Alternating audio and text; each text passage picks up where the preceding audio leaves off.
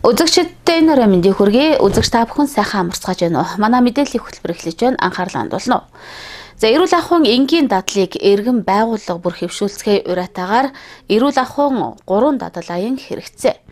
За, энэ хаалт болж шилдэг байгууллага аж ахуйн нэгж иргэдийг шалгарууллаа. За, энэ аян цаашид үргэлжлэн явагдах юм байна.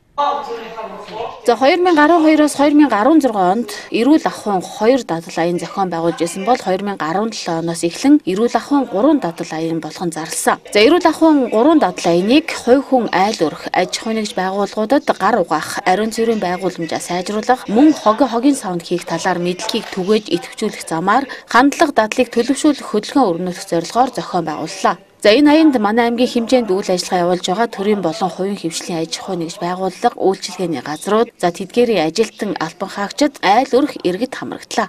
За, эрүүл ахуйн 3 дадал аяны хаалт болж шилдэгүүдээ шалгарууллаа. Тэргүүн байранд аймгийн онцгой байдлын газар, шилдэг сайн дурын ажилтнаар мөнх заяа, инхээ, долгоржов, гарамжов, дард улам. За, соёлч байгууллагаар аймгийн хүнсүдэ аж ахуйн газрын хамт олон, тосон элч компани, аймгийн нийгмийн даатгалын хилтэс, газрын харилцаа барилгын байгуулалтын газар, энэрл өрхийн эрүүл мэндийн төв, мөн хөгсөвд 1-р цэцэрлэг, тариалан сумын Гуам өрн компани, Хөвсгөл эрчим хүч компани, Алга эрдэнэ сумын эрүүл мэндийн төв шалгарлаа. 3 дадал аяны хүрээнд эрүүл мэндийг хангах, тийм ээ, ажилчдынхаа нийгмийн асуудлыг шийдэх, эрүүл мэндийн ажиллах нөхцөлийг нь таатай болгох гэдэг үүднээс бол бас тодорхой ажлуудыг хийсэн. Эрүүл мэндийн газартайгаа хамтраад бол одоо бас сургалт мэдээллийг бол байгууллага дараа зохион байгууллаа. Нийт одоо бас албан хаагчдынхаа одоо бас ихэнхийг бас урьдчилан сэргийлэх үзлэгт бол хамрууллаа. Мөн одоо бас дунд шатны одоо тэр бүсийн онцлогооны төв гэдэг Эрдэнэтэд байдаг Медифас гэдэг бүсийн онцлогооны төв дээр бол одоо бас ажлын албан хаагч нараа эрүүл мэндийн үзлэг шинжилгээнд бол одоо бас онцлогоонд хамрууллаа.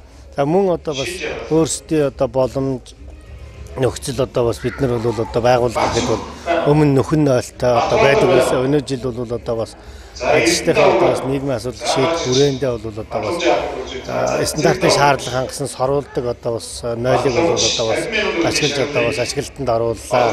Ингээд одоо бас хамт олноороо, тийм ээ. Энэ хүрээндээ бол одоо бас тэр гар угаах нөхцөл боломжийг хангах гэдэг энэ хүрээнд бол одоо бас ажлуудыг зохион байгуулсан. Одоо хооштой ч гэсэндээ одоо бас хийхээр, хэрэгжүүлэхээр зүйлүүд одоо бас зөндөө байгаа гэдгийг бол одоо бас хэлмээр байна.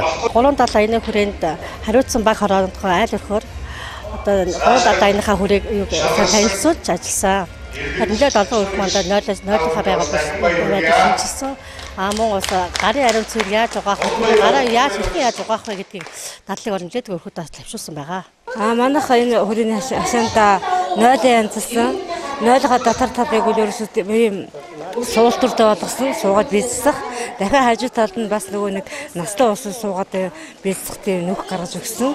Тэгээд дотор нь нөгөө ариутгах чанараар үрдэс, үнс одоо энэ чинь айгуус ариутгадаг байхгүй юу? Тийм тавьж өгсөн. Тэгээд мэдээж нөгөө юу арц сүржээ онгойлох юм тавьж өгсөн. Тэгээ гадна талдаа болохоор манайх хогийн сав бас ийж өгсөн. Тэгээд нохоогоо нөгөө өдөр ерөөс уяхгүйгээр шууд үүнд нэгэ төгждөг болгож өгсөн. Тэр чинь хүн ороод ирэхэд заахад тасарна гэж айхгүй. Тэгээд юугаа шинээр бас нөгөө өөрсдийнхөө байсан сав гадна талаахаа тогшуулсан. Тэр маань ерөөс айгүй хэцүү байсан л да. Тэгээд эмчлийн хийсэн ажил тийм л ажил хийсэн. Энэ аяны ач холбогдлыг та юу гэж хэлэх вэ? Энэ асуудлууд бол одоо хувь хүн өөрөө нөгөө орчноо сайхан бүрдүүлэх, сайхан цэвэрхэн байх, тэр дадлын өрсөлдөлтийг суралцж байгаа хүүхдүүд өөрсдөө ч гэсэн хамт олон найз нөхөд тэгээд орсон бүх улсууд одоо тэрийг харж байгаа юм чинь сайхан болж гээл тэгж л энэ одоо урам хайрладаг тий. Эрүүл ахуйн 3 дадал аяны хүрээнд за эрүүл ахуйн энгийн дадлыг эргэн бүр байгууллага бүр хэвшүүлцгээе уриатаагаар зохион байгууллаа. За, хамгийн гол нь гар угаах нөхцөл, ариун цэврийн байгууламжаа стандартын болгох, хогийн савнд хийж сурах гэсэн 3 дадлыг аймгийн хэмжээнд хэрэгжүүлэхийг зоржээ. Бид нар 3 дадал аянаар ерөөсөө айл болгон албан газар болгоны хэвшүүлэх, гар угаах нөхцөл, ариун цэврийн байгууламжаа стандартын болгох, за тэг хогийн савнд хийж сурах гэсэн энэ 3 дадлыг л одоо Хөвсгөл аймгийнхаа хэмжээнд хэрэгжүүлэхийг зорж ажилласан.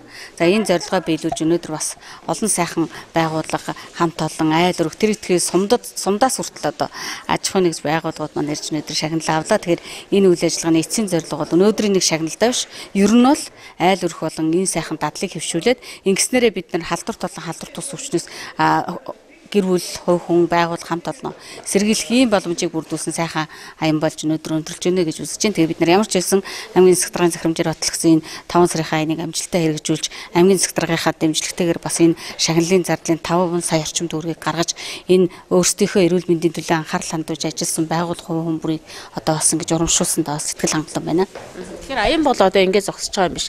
Цаашаа бол үргэлжлээд одоо үйл ажиллагаа явуулдаг гэж ойлгож байна. Тийм. Тэгэхээр бид нар бол жил болгон энийг бол одоо уламжлал болгон зохион байгуулахаар явдаг. Тэгэхээр инжлэх бол ингээд өнөөдөр бол өндөрлж байна. Иргэжлийн аян бас өшөө одоо боловсронгуйж өшөө олон иргэд олон байгууллагын толон орлсон ийм аян болно гэж бодож байгаа. Яагаад гэвэл бид нар инжлээс аймгийн иргэдийн төлөөлөгчдийн хурлын тогтоолоор айл өрх албан газрууд за тэгээд хэвшүүлэх 20 дадлыг бол заавал хэвшүүлэх дадал болгон баталгаажуулж гаргасан байна. Тийм болохоор одоо энэ хурлынхаа тогтоолыг байгууллага хамт олон өрх болгон хэрэгжүүлэх юм бол бид нар энэ дадлаад ерөөсөө аймаг даяараа хэрэгжүүлсэн ийм аймаг болно гэж бид нар бол бодож байгаа. Гурван дадал аяны хүрээнд бүх цэцэрлэгүүд төлөвлөгөө гаргаж ажиллаж гадаад орчноос сайжруулах ногоон байгууламж нэмэгдүүлсэн. Аймгийн хүнсүүд аж ахуйн газар стандартын шаардлага хангасан хүн жорлон барьсан. За мөн байгууллагын ажилчид сургалтанд хамрагдаж медипас эмнэлэгтэн үзлэгт хамрагдсан. Байгууллагуудын гар угаах орчин бүрдүүлсэн байдал хүн тус бүр альчууртаа савнтаа болсон. Усны саваас солисон зэрэг олон сайн үр дүн гарсан байна. Харин цаашид байгууллагууд ариун цэврийн байгууламж, угаалгын цэгээ сайжруулах талаар зөвлөмж авах, 3 дадал аяныг идэвхжүүлэн бүх ажилтан албан хаагчдын үр дүнгийн гэрээ болон хөдөлмөрийн гэрээнд тусган биелэлтийг хагас бүтэн жилээр гаргаж байх. За жил бүр зарлагдах тул аж ахуй нэгж байгууллагууд идэх санаачлагтаа оролцох, хамтран ажиллах, сайн дурын туслалцаа үзүүлэх, тайлан мэдээгээ байнга эрүүлж байхыг анхаарууллаа.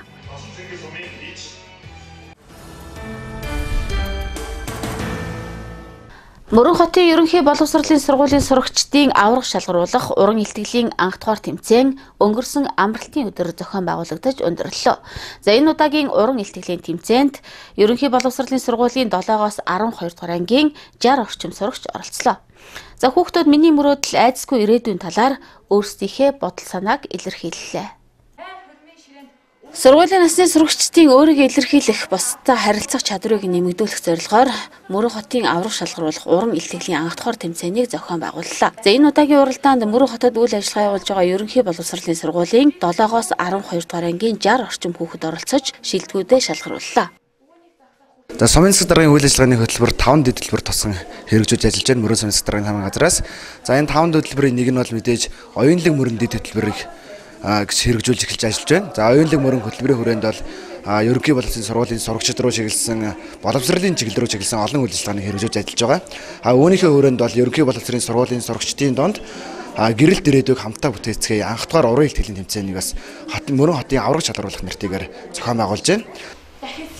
Уралдаанд оролцогчид эхний шатанда 10 жилийн дараах миний Мөрөн хот, миний мөрөөдөл айдасгүй ирээдүй, гэмт хэрэг зөрчилгүй миний Мөрөн хот, ногоон уламжлал бидний ирээдүй сэдвээр илтгэл хэлэлцүүллээ. Харин 2 дугаар шатанд шилдэг 10 илтгэгч чалгаран шүүгчийн зүгээс өгсөн сэдвийн дагуу 3 минут бэлтгэн 3 минутын хугацаанд илтгэлээ хэлэлцүүлсэн байна. За тэмцээний тэргуун байранд Эрдэнэ талаа цогцлбор сургуулийн 19 ангийн сурагч Тэмүүлэн, Дэд байранд Дэлгэр мөрөн цогцлбор сургуулийн сурагч Мөнх Эрдэнэ, за харин 3 дугаар байранд Титэм ерөнхий боловсролын сургуулийн сурагч бас биш шалгарсан байна. За Мөрөн хотын ерөнхий боловсролын сургуулийн сурагчдын аврах шалгаруулах уран илтгэлийн анх дугаар тэмцээнийг ногоон уламжлал сан болон Батнаран компани ивент итгэжээ.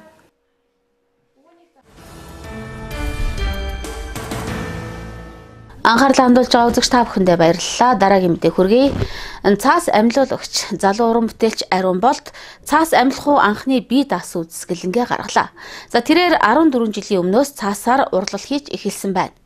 За цаасан урлалаас гадна зураг сайхан зурдаг. За мөн эскигээр бүтээл уралдаг авьяаслаг уран бүтээлч гэдгийг хамт олон нь хэлж байна. Ингээд цаашдаа бүр аймгийн хөгжим драмын театрын бүжигчин залуу уран бүтээлч Ариун Болд өөрийн цаасан урлалын бие даасан анхны үзэсгэлэнгээ гаргалаа. Тэрээр анх 14 жилийн өмнө ахаасаа сурч цаасаар бүтээл хийж эхэлжээ. Үзэсгэлэндээ зориулж бүтээлээ 11 сараас хойш хийсэн байна. Энэ бүтээлийн маань нэр бол оригами гэдэг бүтээл. Цаасыг ерөөсөө оригами гэж нэрлэдэг. Тэр дотор 3D оригами гэж яригддаг байгаа. Нэг одоо бүтээл хийхэд маш их хугацаа шаарддаг. Нэг бүтээл хийхэд маш их хугацаагаас гадна маш их бодох шаардлагатай байдаг. Одоо жишээлбэл нэг хун гаргахын тулд эхлээ заавалчгүй схемийг гаргана. Тэгээд схемийнхаа дагуу угсарна. Хэрвээ угсарж явах дундаа нэг санаандгүй байдлаар нэг өнгө зөрүүлэх юм бол буцаад салгаад тэргээ эвлүүлдэг. Угсардаг учраас заавалжгүй буцаад салгах шаардлагатай. Анхаарал алдах хэрэг байхгүй. Тэр яг одоо өөрийнхөө урын санд хичнээн бүтээлтэй байгаад болоод байна. Яг тэд гэж бол хэлж чадахгүй нэ. Ягаад тэгэхээр яг тухайн үед миний толгоонд юу орж ирсэн тэргээ схемийг гаргаад яг тэр үед яг тэр зүйлийг л толгоонд юу орж ирэхээс л шалтгаалдаг да. Жишээлбэл одоо тэр тогсыг одоо хэр хугацаанд энэ тогсыг би 4 өдөр хийсэн. Угсрах нь зөвхөн. Нугалсан нь орох юм бол бараг нэг 2-7 хоног болсон баха. Тэгээд маш их асуудалтай том байх тусмаа их хийх хэцүү байдаг. Цаас нь даадгүй хугарж унаад маш их хэцүү байдаг. Цаас урлаар хичээлэхэд өөрөө маш их хүмүүжлэг сурдаг. Сууд сурдаг. Маш их суух хэрэгтэй. Хүмүүстэй зөв болов сайрц сурна. Цаас маш их гарын эвдүү хөгжүүлдэг. Дээрээс нь маш чимхлэр ажилладаг. Цаасаар урлагч ариун болдын анхны бие даасан цаас амьлахгүй үзэсгэлэнд түүний хийсэн тогос, хун, баар, цэцэг, гэр, чон зэрэг олон бүтээлүүд тавигджээ. Маш их таалагдж байна. Ингээд энэ цаасаар хийж байгаа үзэсгэлэн болол өөрөө их хүний уур ухаан шингэсэн. Тэгээд хүч хөдөлмөр агиох орлог бүтээл би бас өөрөө цаасаа урлал сонирхдаг л да. Одоо жишээ нь энэ том бүтээлд гэхэд 10-аад бодол цаас авдаг. Тэгээд энийг бараг хийхэд энэ 20-д хансан бах гэж бодож байна. Жижигхэн хүн хийхдээ 4 хандаг л да. Тийм болохоор ер нь бол гадаадд те дотоодгүй хүний гар урлал гараар бүтсэн юм гэдэг чинь сэтгэл зүрх шингэсэн хамгийн том бүтээл байдаг гэж үздэг. Би ч гэсэн өөрөө бас тэрэнд итгэж яг тэгж үздэг байгаа. Бүтээлүүдээс санаа авахаар шинжлэх зүйдэд олон байна. Олон минь одоо жишээ нь энэ чонон бүтээлээр гэх юм бол би одоо хүн болон хувь хүн болон байгууллагад жаазлаад өгөх шинжлэх юм гэж би хараад байж байна. Тий. Ариун болд цаасан урлалаас гадна зурдаг, мөн эскийгээр урлал хийдэг юм байна. Тэрээр энэ хугацаанд олон шавьтай болж шавнаар нь эхнээсээ амжилт гаргаж эхэлжээ. Эский урлалаар нодон бас шавна бүр Монгол улсад төрүүлсэн. Одоо бас өөрийн гэсэн шавьтай болоод эхэлсэн байна. Өөрийгөө байнга хөгжүүлэх тал дээр маш их эрэл хайгуул хийдэг. Дээрэс нь мөн одоо манай Хүсэл аймгийн хөгжил драмын театрын хүүхдийн зөвлөлөөс зохион байгуулсан зорилттой бүлэг рүү чиглэсэн 2 шинжил байгаа. 3 шинжил байгаа. Одоо энэ жил 4-р хийж байгаа. Яг нодон бол бүтэн өнчин хүүхдүүдийн шинжил дээр манай ариун болд маань яг өөрийн одоо гараар хийж нэг хүүхдэд 2 ийм хос өнгө одоо 7 шин нойргүй ханжиж тэр шинжилд хүүхдүүдэд зориулж бүр өөрийнхөө сэтгэлээр ингэж уралсан. Тэгээд одоо энэ 2 жил дараалан энэ зорилт төлгийн шинжилийг одоо өөрөө хамтран зохион байгуулсаж гар бие сэтгэл зүрхээр оролцож ингэж явж байгаа. Дөнгөж 20 гарч яваа залуу ийм их зүйлийг нийгэм рүүгээ чиглэсэн тийм ээ. Залуу одоо хүүхдүүд рүү чиглэсэн ийм мундаг зүйлүүдийг хийж байгаад би үнэхээр их энэ шаваараа бахархаж байна. Би энэ оригамиг ариун болдоос сурсан. Тэр утгаараа бол ариун болд бол миний багш юм байгаа юм. Тухайн үедээ би багшийнхаа одоо яг энэ гарт барьж байгаа энэ бүтээлийг сурсан. Энэ бүтээлийг сурангуудаа хүүхдүүддээ зааж өгч. Тэгэд аймгийн одоо сэтгэх чадварын уралдаан буюу бүтээлч багш номинацид ингэж оролцоод аймгийн олимпиадаас 2005 оноос одоо хүрэл медаль хүртэж ирсэн манай анги хамт олон ийм сайхан амжилттай. За энэ бүтээлийг хийхэд бол маш их цаас ордог, цаг зав ордог. Хүүхдүүдэд бол маш олон талын ач холбогдолтой одоо хүүхдийн одоо гар хурууны хөгжлөөс ахуулаад одоо баруун зүүн тархийг хөгжүүлнэ. Дээрэс нь энд сэтгэх чадварын маш олон үйлдэл явагддаг. Нэг цаасыг л нэг удаа буруу одоо угсрахад эргээгээ тэр бүтээлийг нураагаад ахиад ихнээс нь хийдэг. Ийм одоо гайхамшигтай ийм бүтээл байгаа. Хүүхдүүд бол маш их сонирхдаг. Хүүхдүүд төдийгүй том хүмүүс ч энийг хийхэд одоо их сайхан.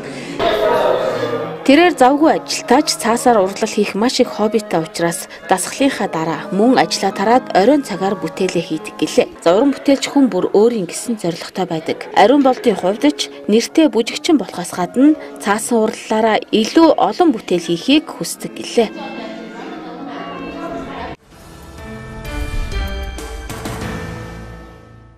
Ардчилсан намын хөгжил шинжилэл үндэсний 2 дугаар аяны хүрээнд эрхчлөө 2018 спортын 4 төрөлт тэмцээн амжилттай зохион байгуулагдаж өндөрлөө. За тэмцээнд ардчилсан намын гишүүд дэмжигч 30 гаруй багийн 500 орчим тамирч оролцож хурд хүч, авхаал самбаа, оюун ухаанаас хорин өрсөлдлөө. Ардчилсан намын хөгжил шинжилэл үндэсний 2 дугаар аяны хүрээнд ардчилсан залуучдын холбооны андууд санаачлагын хүрээнд эрхчлөө 2018 спортын 4 төрөлт тэмцээн зохион байгууллаа. За энэ удаагийн спортын тэмцээнийг гар бөмбөг, сагсан бөмбөг, шатар, теннис гэсэн 4 төрлөөр зохион байгууллаа. Тэмцээнд аймгийн 23 сум, мөрөн сумын 14 багийн нийт 500 гаруй тамирчин оролцлоо. Ер нь бол яг ардчилсан намын энэ бүх нийтийн гишүүд дэмжигчдийг хамарсан тэмцээн бол сүүлийн хэдэн жил болоогүй. Тэгээ энэ жилээс бол одоо ингээд ардчилсан залуучдын холбооноос сэргээгээд ингээд явж байгаа. За ер нь бол яг ардчилсан намын гишүүдэд нэгтгэх, эднийхээ одоо биеийн тамир одоо эрүүл мэндэд анхаарах. За тэгээд дээрэс нь бол энэ багийн спортууд байгаа учраас улс төр бол өөрөө баг. Тэгээ энэ нам гэдэг бол одоо улс төрийн нэг хэсэг болж байгаа. Тэгэхээр энэ багийн одоо сэтгэл зүг хөгжүүлэх ийм зорилго. Цаашдаа бол энэ эрхчлөө цомыг бол наадам болох одоо зорилготой байна. Тэг яг спортын маш олон төрлүүд байгаа шүү дээ Монголд маань. Ялангуяа орон нутгад маань бол одоо шагаач гэдэг юм уу, сурын харваач гэдэг юм уу, бөгч гэдэг юм уу маш олон төрлүүд байгаа. Тэгэхээр энийгээ бол одоо энэ жил бид нар анх удаа хийж байгаа учраас дөрвөн төрлөөр хэлээ. Эрхчлээс бол одоо илүү их орон нутгад тохирсон шинжтэй аялал жуулчлалын одоо татах зорилготой ч юм уу тэрлүү чиглэсэн одоо гар урдлын ч гэдэг юм уу иймэрхүү одоо янз бүрийн олон ийм салбарыг хамарсан ийм одоо үндэсний спортын их наадам хий гэж ингэж зорж байгаа.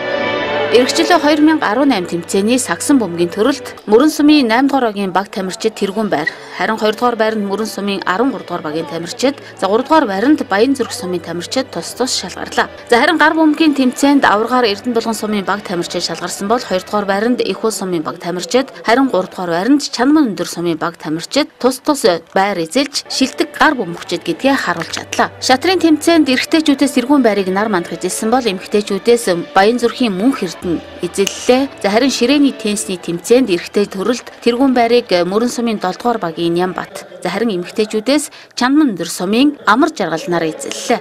Эрхчлөө 2018 цомын спортын 4 төрөлт тэмцээнд багийн нийлбэр дүнгээр Их уул сумын баг тамирчин шалгарч эрхчлөө 2018 шилжин явах цомын эзэд боллоо.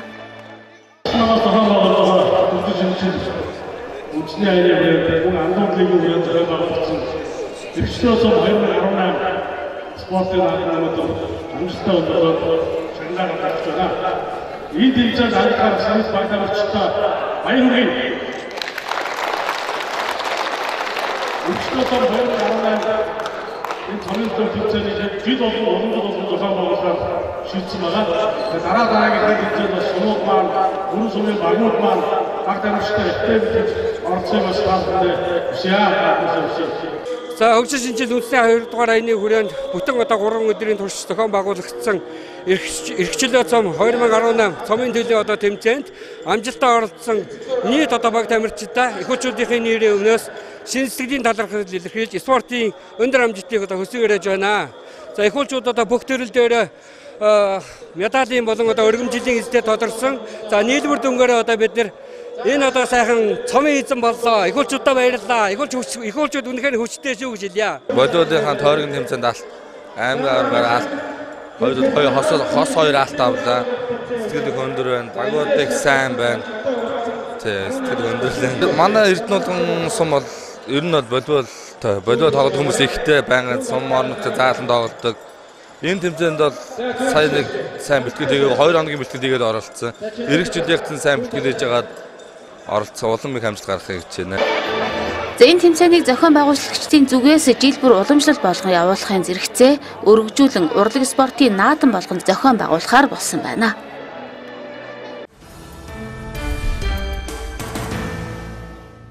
Хамтгаа үзэгчдэд баярлалаа. Хөвсгөл нутгийн Авьяаслаг хүү дарахад Мига нэрээрээ алдаршсан найрагчдын хайртай найрагч Болор цомын эзэн Баттөрийн Мегмөржөв хүнд өвчний улмаас бурхны орон заларсан уйтай мэдээ хөвсгөлчүүдийг гонсоолгосон. За хайртай найрагчаа мөрөнчүүд эцсийн замд нь үтлээ. За талигаачийг төрлөх сум Эренчин лөм сумд нь хөдөөлүүлэхээр шарлыг нь авчирсан байна. За өнөө өглөө сум руу гарахын өмнө мөрөнчүүд хүндэтгэл үзүүлж салахаас гүйцэтгэлээ. Дархтын хотгороос төрөн гарсан хоймор нутгийн хиймэрлэг хүү Бичиг соёлын суу бэлэгтэн бат төрийн ягмаржив хүнд өвчний учраас бурхны оронд заларлаа. Монголын ард түмэндээ дарахад мега хэмээн нэрлэгдсэн болор цомын эзэн бат төрийн ягмаржив найрагчийн шүлгүүдээс хөвсгөл нутгийн тэр дундаа дарахад нутгийн зэрлэг жимс уулсын хөг аялахуу үнэртг нь үннээс үнэн. Тэрээр тэнгэрт буй үүлэн дунд миний дарахад зон нүүж явдаг юмаа хэмээн агуу ухаанаар нутгийн зон олон түмнээ зүүрлэн хэлж байсан эрхэм найрагч таныг гүнээ хүндэтгэн ээжийн цэнхэр нутагч нь зон олонтойгоо эмгэнэн гашуудж байна. Найрагчдын хайртай найрагч, дарахад нутгийн найрагч бат төрийн мягмарживта мөрөнчүүд салахаас гүйцэтгэлээ. Түүнийг төрлөх нутаг эренчин лүмсүмэнд нь хөдөөлүүлэх юм а. Миний аав нь богино насндаа байгаагүй их зүйл хийж өгдөөсөн. Тэгээд одоо өөрийгөө амьдрахын тавыг хамтлаг нийтлэх уйлгаан цагаан салхин болов гэж шүлгэлсэн энэ хүслийг мөнх тэнгэр бас таалж энэ салхишууртай энэ үлийн энэ бүтэн жихэн үед миний аавыг бас мөнх тэнгэрийн оронд өрн завсан болов гэж муухай эмгэнэн гашуудах юмд бас сайхан чанар гэж байдаг. Тэр утгаар нь бас хүлээж авч ингэж миний аавд хүндэтгэл үзүүлж салхас гүйцэтгэж байгаа ах дүүнэр болон аймгийн удирдлага нутгийн зов олон та бүхэндээ талархснаа илэрхийлье. Тэгээ энэ замын ерөөлөг бүгдээрээ сайхан хүндэтгэл үзүүлээд гуйтаа нэг манд чимээр хүндэтгэл үзүүлье.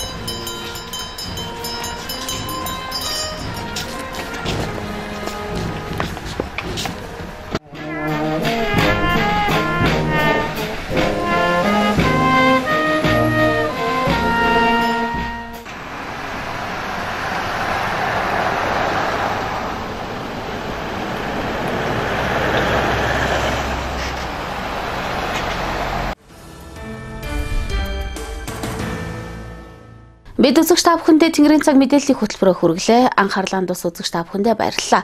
Бид мэдээллийг сурвалжийг 7038 84 41 дугаарын утсаар авах болно. Үзэгч та бүхэн сайхан амраараа баяр та.